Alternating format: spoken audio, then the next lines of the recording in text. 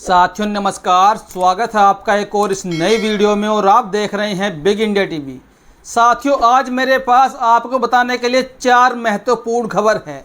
वो 4 खबर कौन कौन सी है? एक तो बहन कुमारी मायावती जी ने समाजवादी पार्टी को लेकर क्या कुछ कहा है। साथियों बेहद ही गंभीर विषय पर बहन कुमारी मायावती ने समाजवादी पार्टी को ऐसी बात बोली है जो उनके नेताओं को सोचना चाहिए। और एक तरफ पश्चिम बंगाल के अंदर साथियों बीजेपी के नेता ममता बनर्जी के आगे गुहार लगा रहे हैं, क्योंकि वहां पर ममता बनर्जी ने ऐसा कांड कर दिया बीजेपी के साथ में कि बीजेपी के नेता मुंह छिपाते हुए फिर रहे हैं।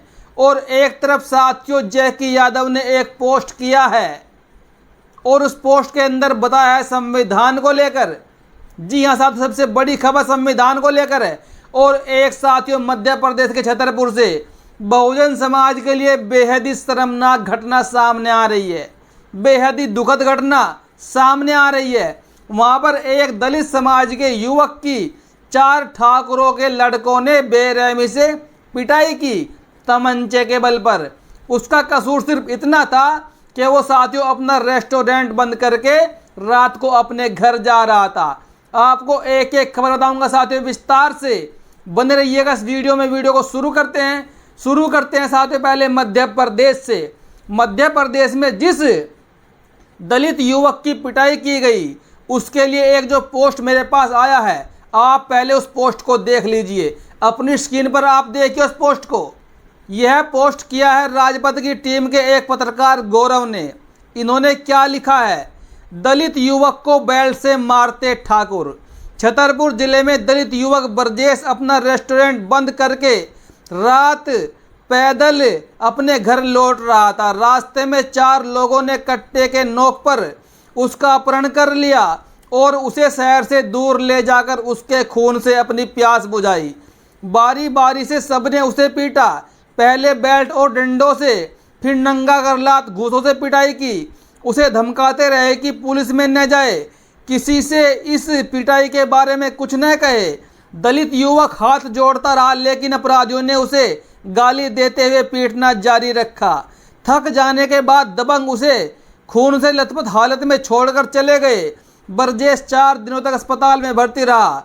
इस घटना का वीडियो सोशल मीडिया पर वायरल हुआ, तब जाकर पुलिस हरकत में आई। आरोपी देवा ठाकुर को गिरफ्तार कर लिया गया है और बाकी अन्य साथियों अभी फरार है। साथियों हमारे देश में आज भी दलित समाज को जीने के लिए कितना संघर्ष करना पड़ रहा है। पहले इनको अपनी जान बचानी पड़ती है और फिर अगर ये गलती से कोई बिजनेस कर लेते हैं तो वो बिजनेस लोगों के मन को नहीं भाता है। भले ही ये लोग उनके दुकान पर नहीं जाए, उनके रेस्टोरेंट पर नहीं जाए, लेकिन उनको पीटने का अधिकार क्या है। और उसकी वीडियो बनाई और उसको कहा कि ये खबर पुलिस को न बताए वरना तुमको जान से मार देंगे। और साथियों इसकी वीडियो मेरे पास है लेकिन मैं आपको इसकी वीडियो नहीं दिखा सकता। इतनी बुरी तरीके से उसकी पिटाई साथियों उन लोगों ने की है। मैं आपको सिर्फ इसकी तस्वीरें दिखा रहा हूँ। मामला छतरपुर का है, मध्य प्रदेश का है, जहाँ पर बीजेपी की सरकार है। बीजेपी की सरकार में जहाँ पर भी बीजेपी की सरकार है वहाँ से लगातार दलित समाज, पिछड़े समाज को लेकर उन पर अत्याचार की खबरें लगातार आती रहती है। आखिरकार सबका साथ सबका विकास कहाँ चला गया? बीजेपी के नेता कहाँ गुम हो जाते हैं जब दलित को न्याय देने की बात होती है? और जब आरोपी सवर्ण कैटेगरी से होते हैं, जनरल कैटेगरी से होते हैं, फिर ये बीजेपी के तमाम नेता उनके बचाव में खड़े हो जाते हैं। जैसे कि आपने एक सीधी कांड देखा था, मध्य प्रदेश का सीधी कांड, जब एक आदिवासी के ऊपर एक ब्राह्मण बीजेपी नेता ने पेशाब कर दिया था तो सारे के सारे भाजपाई, सारे के सारे नेता पीड़ित के पक्ष में खड़े होने के बजाय आरोपी के पक्ष में खड़े हो जाते हैं। साथियों ऐसे ही इस घटना में भी आपको देखने को मिल सकता है। लेकिन साथियों ये ऐसी घटना आपको टीवी मीडिया में नहीं मिलेगी, गोदी मीडिया में नहीं मिलेगी, क्योंकि वो मेन स्ट्रीम मीडिया है, वो सवर्ण लोगों का मीडिया है, वो जातिवादी मीडिया है। हर रोज देश में चारों तरफ से जातिवाद को लेकर घटना इतनी आती है, ये लोग एक भी खबर को नहीं दिखाते हैं। जो खबर ज़्यादा वायरल हो जाती है वो खबर दिखाना इनकी मजबूरी बन जाती है, वरना साथियों तमाम खबरों को नज़रअंदाज करते हैं। और एक तरफ साथियों बहन कुमारी मायावती जी ने अखिलेश यादव को क्या कहा है, समाजवादी पार्टी को क्या कहा है, ये भी आप देख लीजिएगा। और ये क्यों कहा है ये भी आपको मैं बताऊंगा। सेंगोल को संसद में लगाना या नहीं, इस पर बोलने के साथ साथ सपा के लिए यह बेहतर होता कि यह पार्टी देश के कमजोर एवं उपेक्षित वर्गों के हितों में तथा आम जनहित के मुद्दों को भी लेकर सरकार को घेरती।